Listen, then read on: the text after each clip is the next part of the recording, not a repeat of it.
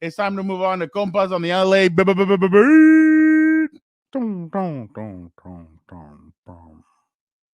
Gilbert, go ahead. Oh, yeah. I don't know if you want to take the victory lap, Fernando, because you have this kind of feud with Emmanuel Acho. I don't know if he knows about the feud that you guys have, but you called him out here on Comas on the Beat, and I wonder if that video is doing well now because you were right there, and I'll just start this way. When Justin Herbert got up for that first down, a critical first down, and did one of these Dude, I'd never seen that. celebration, and he dropped the football. When you said, "Hey, that was the first," I thought the same thing. This guy never shows emotion. He's like a robot out there. He's like the Kawhi Leonard of football. Just never moves. Like, you know how we're doing the freeze frames. He Yeah. doesn't care. Doesn't show any emotions. And then also when he threw You that just won the pass championship. championship. Oh yeah, No, like Kawhi Leonard. You just won the championship. I'm going to Disneyland.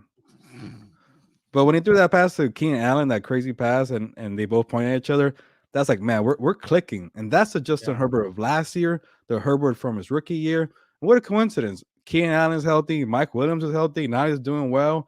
But everybody's ready to. That's the bad thing about where we're this social media age. That's why that's why we said a while ago. Enjoy the 2020 NFL QB class. I'm not trying to take a shot at Tua here, but these quarterbacks all go through highs and lows, and you're gonna go with Jalen Hurts, Tua, Burrow, Herbert. Who's the biggest physical specimen, physical traits from all four? It's Justin Herbert. He has all the traits that you want. That's why he started out so quickly. But Burrow yeah, has a swag. you could debate. They're all different. Jalen Yeah. Hurts is finally finding it. Tua is finding it. It's great. But because Herbert had maybe a rough patch of four, it was his first rough patch in 3 years. The other Yeah. guys got it in the first couple of years.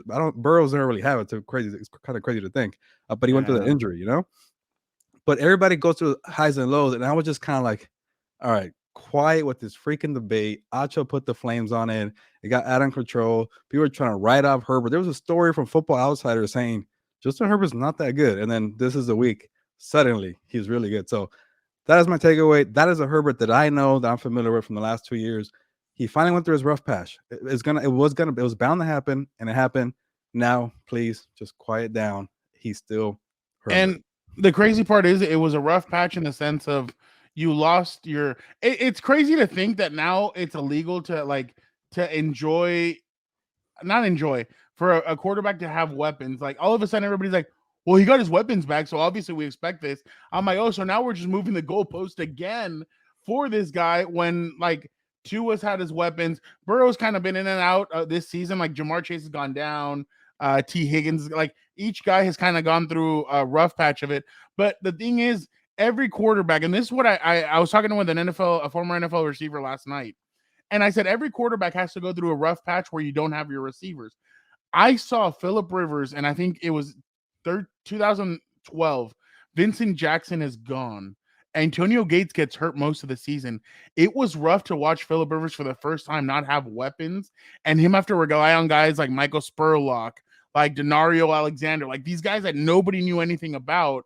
It was rough to have him, to see him do that kind of thing. That's why, go ahead. Ring the bell. Sorry. Oh my San God. Diego history on So Compas on the Beat. obviously, okay, my bad. Let me go through it again then. Tom Brady had to go through patches where you Yeah. don't have all your receivers. Peyton Manning has gone to have to go that you always have at one point you're gonna have to go through it. Yeah. Justin went through it this season and it was rough, but at the same time, he still in all those games, he went up against San Francisco, who just blew out Miami. He held them to within Thank you. A little delayed, but thank you. And I'm just messing with you, Vic.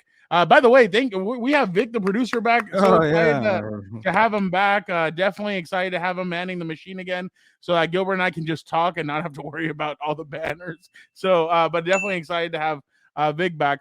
But obviously, like you have to go through those rough patches, and Justin just learned how to go through it. So, definitely, it's something positive. I know people see it as a negative because they went 3-4, or they lost 3 out of 4, whatever.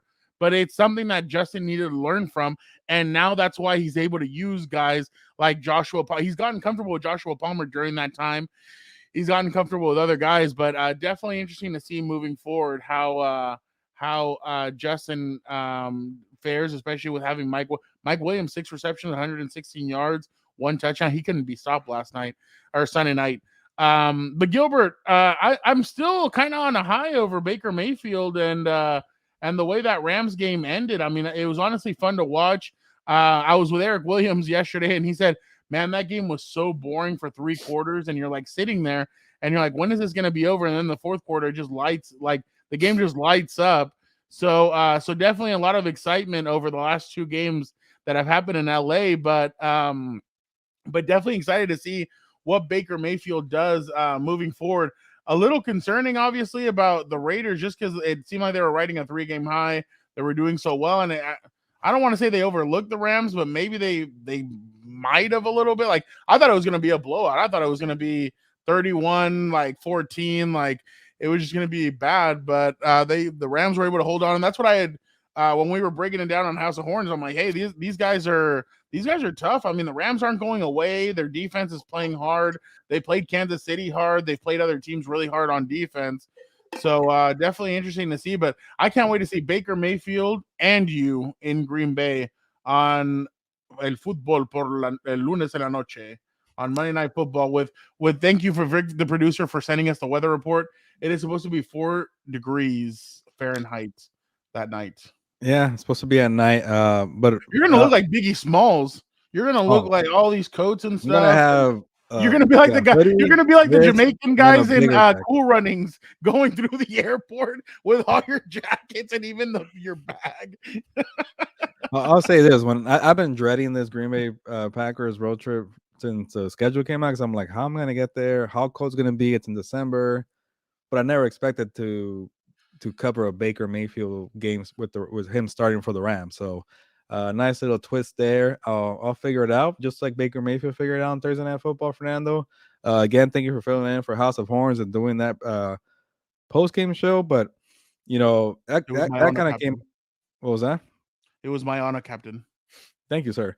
It kind of came out of nowhere, and I got some angry emails from some of our loyal readers in the Orange County area.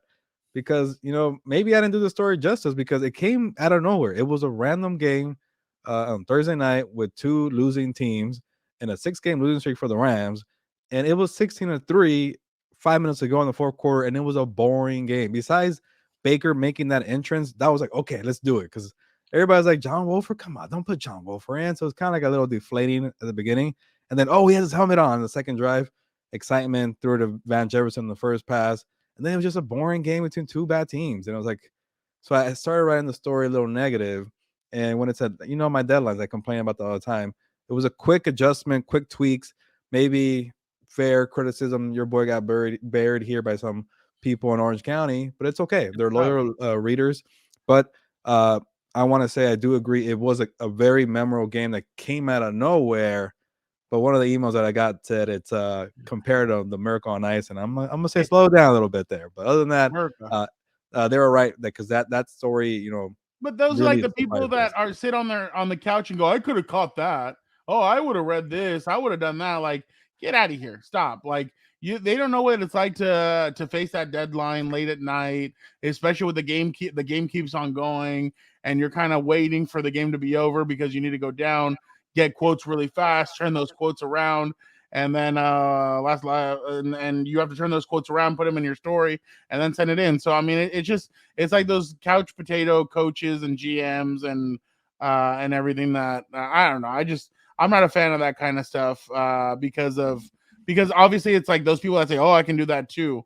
But yeah, that's another segment for another show. Maybe we'll give you guys the insight of what it takes to write a story on deadline and how to collab with the newspaper. But that's a story for now. Then we got to move it on.